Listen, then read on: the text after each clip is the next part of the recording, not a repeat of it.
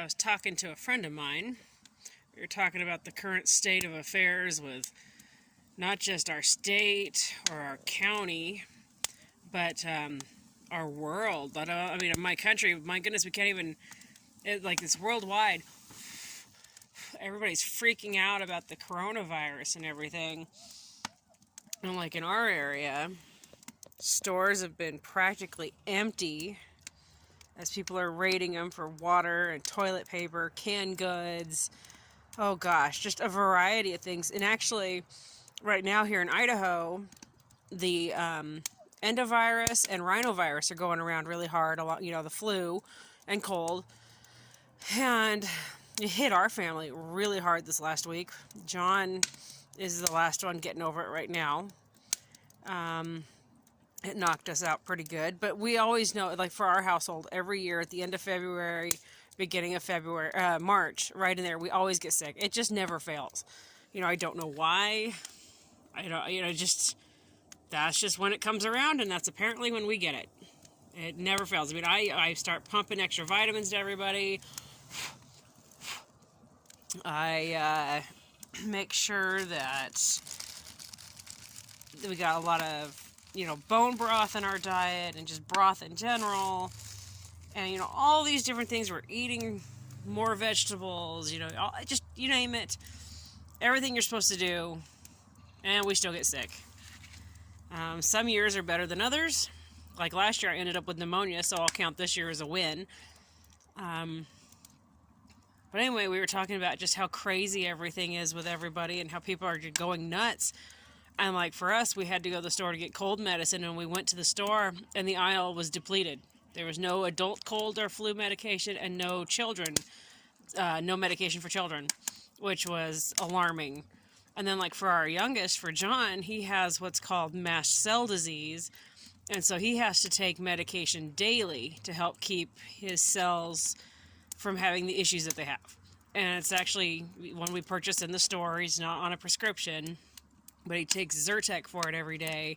And then he also has to have Tylenol on hand, and then he has to have Tums on hand in case he has a stomach issue that's going on. Like, there's just this variety of things. And it was kind of terrifying when you walk into the store and it's all gone. Even though we stock up, we usually stock up for a month in advance, and then we stock up again. So this was an eye-opening deal. It's like, oh my gosh, we've got to be more prepared for future incidences where people get this crazy and worked up about something. I've got the box built up just a little bit to flame because I really like the taste of potatoes that have been cooked with a bit of flame on them. It gives it a flavor I really like. And it'll let me clean the grill here. Do some cleaning. Tell you what, all those reports of folks eating the middle of their grill cleaning. So last year for Father's Day, the boys and I got my husband this paddle deal, and it comes, and it actually has a straight line on it when it comes on the end, and then you use it and it forms itself to your grill. So that's what we use, so there's no risk of getting metal splinters in our guts, because that's just scary.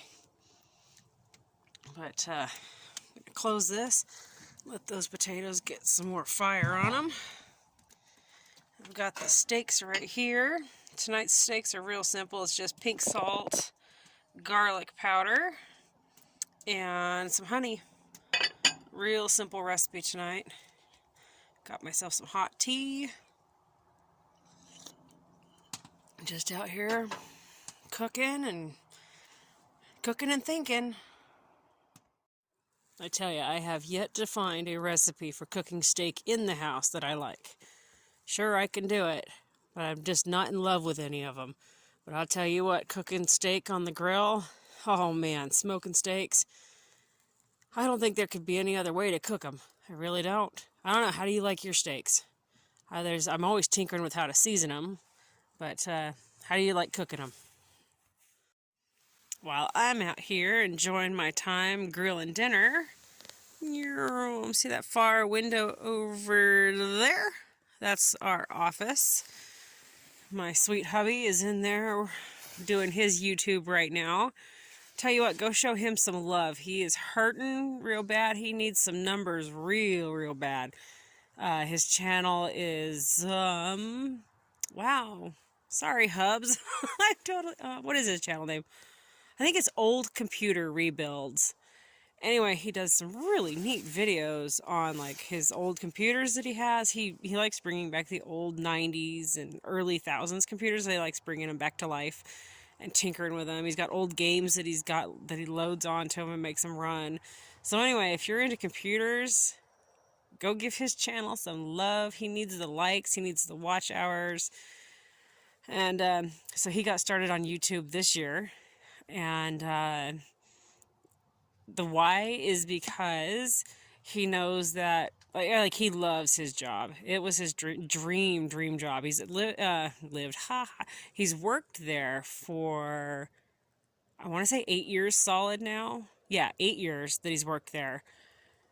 And he chased that job. He wanted that job so bad, and he got it. But he knows that, you know, as the older you get and anything can happen, you need something to build a fallback on. So he's doing the old computer rebuild type videos for YouTube, but he's also got some really cool videos that he's been doing. Like he did the BristleBots, and let's see, he's got a robot that follows lines that he did, and he's doing stuff like that. Like with John, our youngest, they've been doing some building, and I know that they have some videos the two of them are been working on that they're going to get out. And like Patrick and Henry, our oldest, they've got some stuff that they've been doing. And I'll tell you what, if you're having computer issues, he's the guy to go talk to. You know, not just old computers, like new computers too. He actually builds our computers that we use.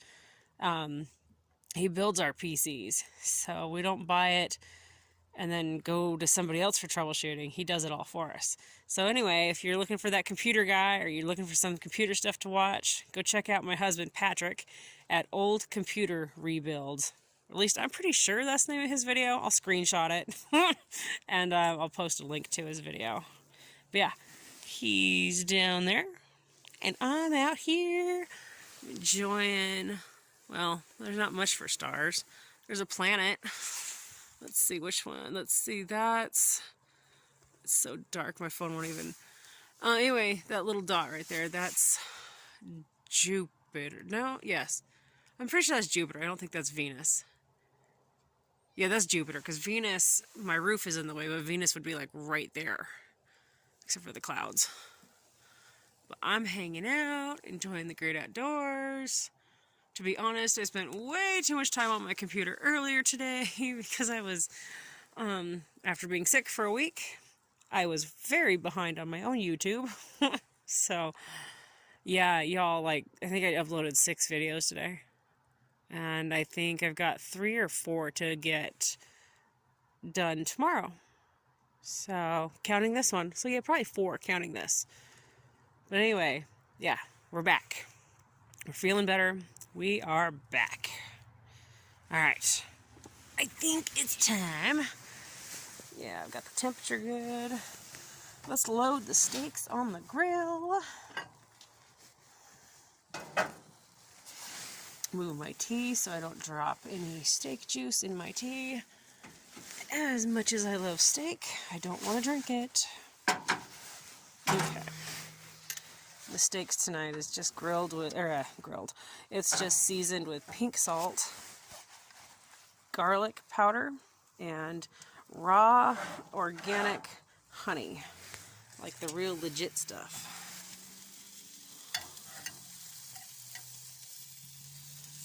Let the fire kiss these guys a little bit.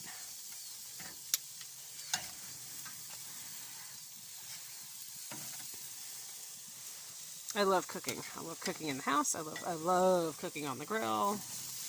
Like, I love cooking. So he can hang out and I'll do this. So a friend of mine and I, we were talking, and we were talking about like this year. We've already had a 70-degree day and it's only the very beginning of March. Anyway, we were talking and she's like, do you think, you know, like what type of season do you think we're going to have? Are you ready? How's the planting? You know, all these things that you question when it's 70 degrees in March. And honestly, like, my knee-jerk reaction is, no, I'm not ready. I don't have enough planted. And I told her, I said, I feel like I should have started 3 weeks ago. Okay, well, I kind of did, because, I mean, I've been starting seedlings. So, it's not that I'm behind. So, these seed trays are killing me. The growth is just terrible. I need to just take the seed trays in the house and put them on heat mats for more accurate germination. Ugh, don't even get me started on that right now. Yes, see, even experienced gardeners like myself who know better. It's my experiment trying to just do it out here in the greenhouse when I can do it in the house on heat mats. So yeah, even experienced gardeners like myself know better and still do it. You know, we tried when we know better. So yeah, okay. Yes, it's been 70, and like today was in the 50s, the other day it was in the 60s. But then when I look at my 7-day and 10-day forecast, I've got a day coming up here real soon where it's actually only going to be barely hitting the 40s, mid 40s, and so that's normal for this time of year. So I don't know, you know, I mean, I think that's what happens. You get hit with some really amazing springtime weather.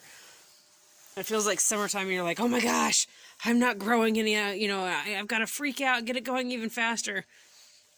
And I think the key is we need to stop, take a deep breath, try to go with the flow. Don't reinvent the way the river's flowing. Just stop, relax, deep breath, and go with the flow. So even though these seed trays are, oh my gosh, terrible. See, I could look at it like they're terrible. I don't know what happened, but at the same time, look. There's a seedling. There's a seedling there. So maybe it's not that bad. And like, there's a seedling. They're not growing the greatest, but also maybe there's a reason. So instead of freaking out, I'm going to take a deep breath, and I'm going to go with the flow. And I'm also going to take them in the house and probably put them on heat mats. I'm trying to prove that you can start them outside this time of year in your greenhouse in Zone 6A of Idaho, and it'll work just fine. Well, it's not working out the greatest. I have some growth, but that is just pitiful. Unless, you know, if they had been on a heat mat, it would have been in a totally different situation. So, but that's okay. Maybe I'll just change. I can show that's what I did so far, and then I'll change, go with my flow, and my flow is go in the house, get on some heat mats. Except for then they get the shock of coming back outside where it's cooler. You see what I mean? You just, it's so hard gardening. It's so much easier. Let's face it. It's so much easier just to go to the store and buy plants that somebody else had to work their rear end off to have grow. That's the easy part. Just go buy those. But there's something seriously rewarding about standing here and knowing that I'm growing this. I grew these from seeds, from sprouts. So, how's gardening going for you guys? I feel like we're trying to say it's May when it's only March 9th. But I feel like we're trying to say, oh my gosh, it's May and freaking out. So, I mean, we still got 2 months before I've got to really start freaking out. But how's gardening going for all of you guys?